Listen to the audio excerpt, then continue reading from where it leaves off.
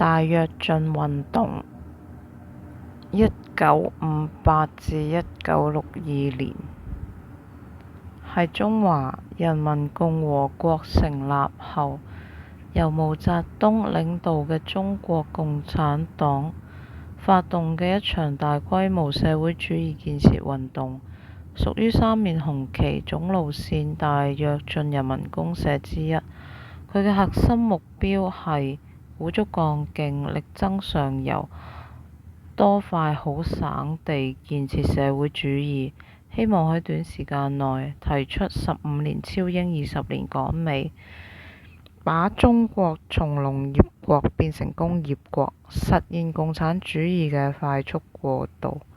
呢一場運動最終導致人類歷史上規模最大嘅饑荒之一——3年困難時期或稱大饑荒，造成數千萬人非正常死亡，被視為20世紀最嚴重嘅政策性災難之一。下面我從背景、政策過程、後果、結束同埋歷史評價等方面詳細講解。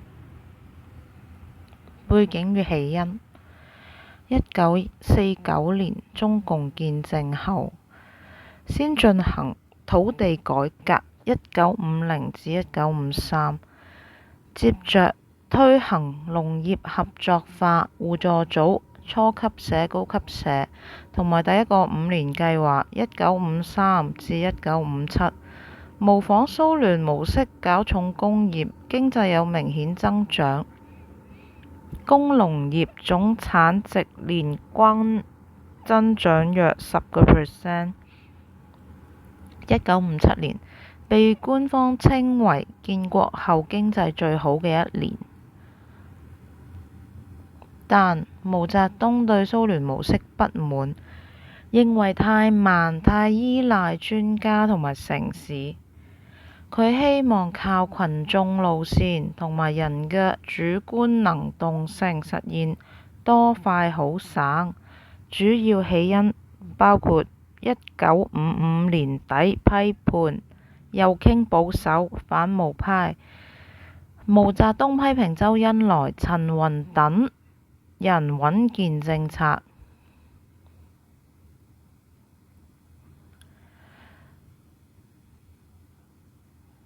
1957年反右運動後，知識分子被大量打壓，黨內左傾思潮上升，中蘇關係惡化，蘇聯撤換，中國決心自力更生。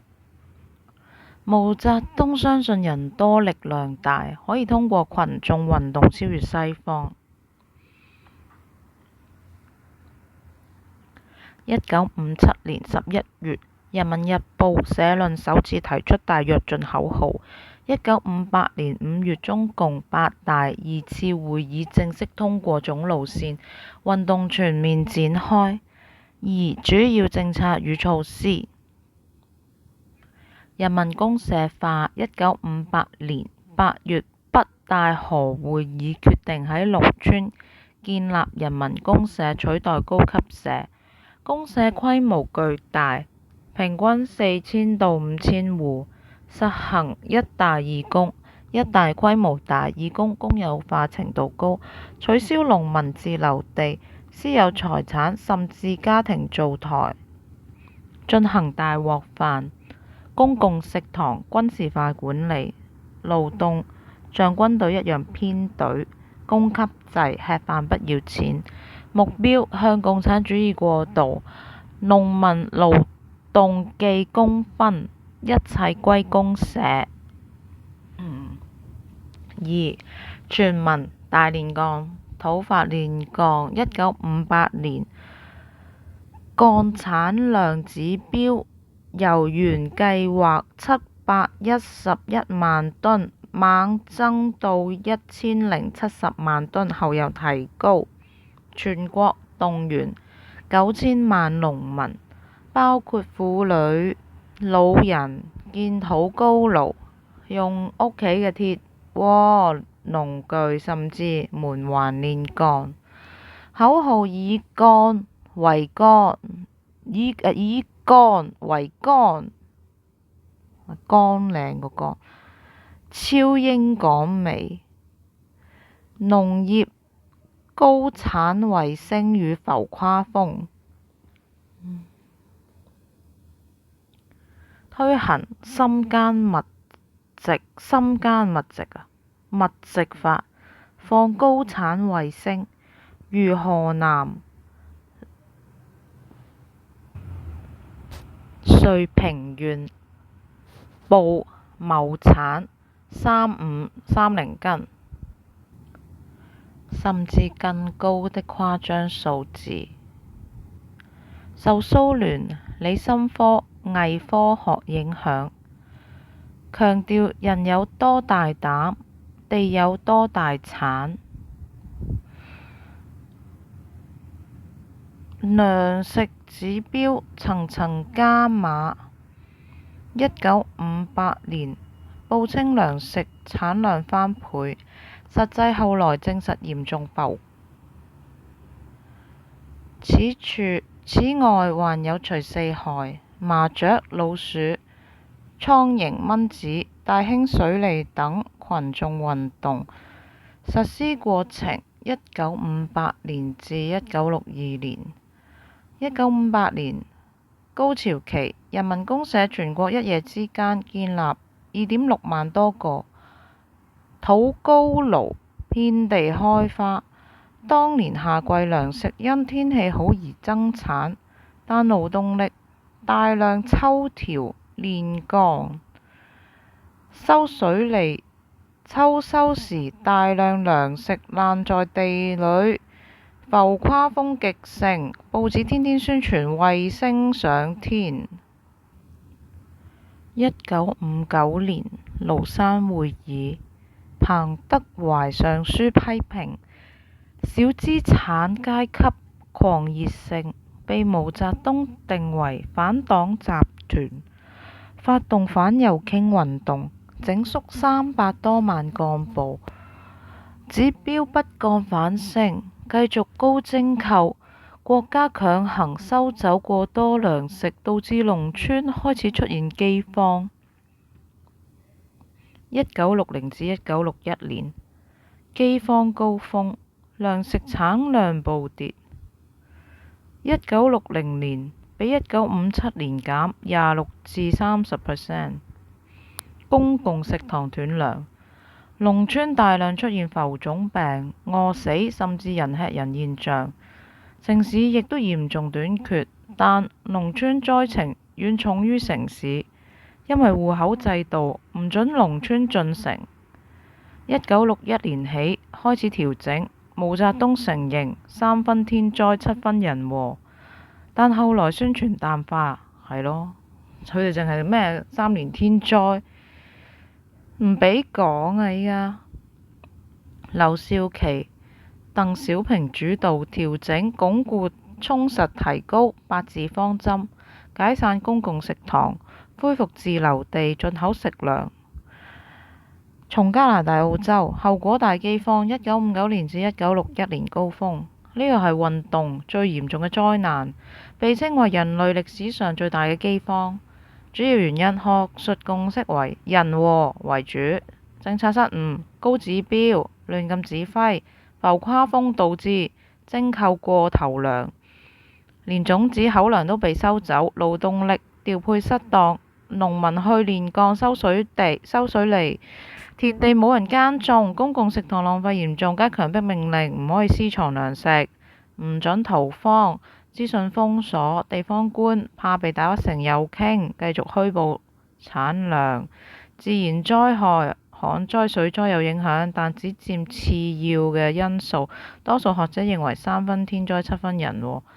死亡人數估計學術界範圍15至5500萬，非正常死亡15至50，即係佢呢個係英文翻譯成為嘅即係1500到5500萬係嘛？非正常死亡。包括餓死、病死、暴力致死。主流共識約3000萬到4500萬。楊繼成前新華社記者墓碑一書：3600萬餓死加4000萬小出生，共7600萬影響。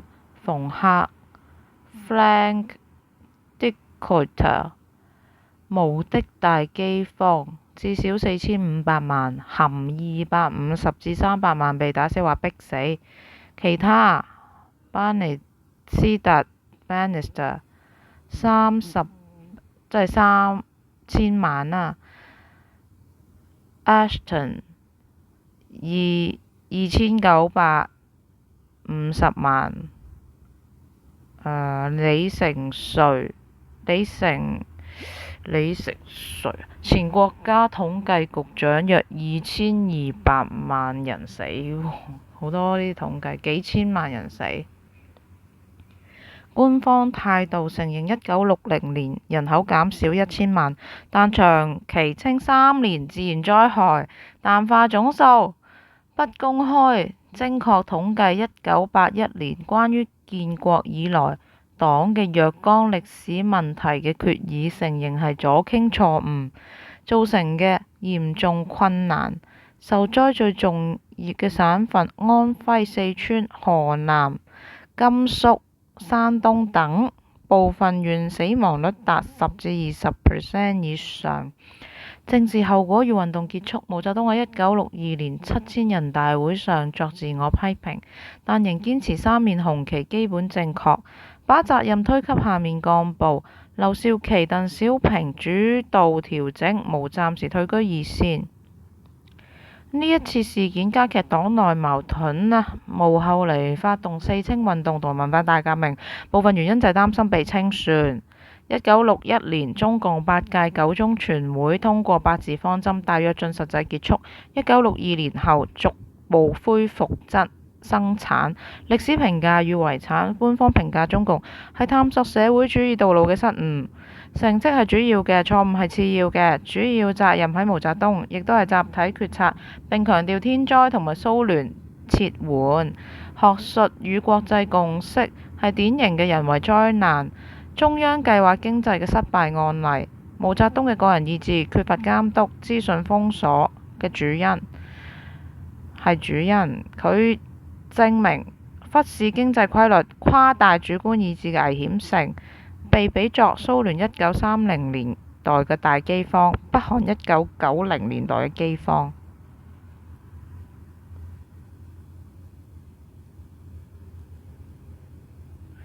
長期影響經濟。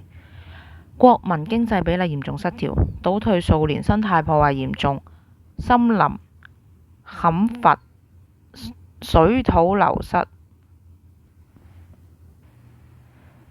間接導致1975年河南758水庫潰壩，數十萬人死亡。社會農村長期貧困，人口結構受損，幸存者健康問題，出生率低。政治促使後來鄧小平改革開放，廢除人民公社，實行家庭聯產承包責任制。今天大陸教科書仍稱3年自然災害，相關書籍如墓碑被禁，討論受限，但海外與民間研究已非常豐富。總結：大躍進本來係出於快速工業化嘅美好願望但因脫離實際、違背科學、壓制意見，變成一場巨大嘅悲劇。佢提醒後人，任何社會變革都必須尊重經濟規律，保障基本人權，允許批評監督，否則好心辦壞事，可能付出極其慘重嘅代價。如果你想深入了解某一個部分如具體省份案例、毛澤東講話原文或推薦書籍《墓碑》、毛嘅大饑荒，或需要更多數據細節，請再告訴我可以繼續補充。即係雲福縣嗰單嘢都係咯，即係佢推行嗰個要維修啊嘛，幾多年啊？林鄭月娥嗰時好耐㗎啦，都全部嘢要維修，咁呢，就搞出單咁嘅嘢出嚟咯。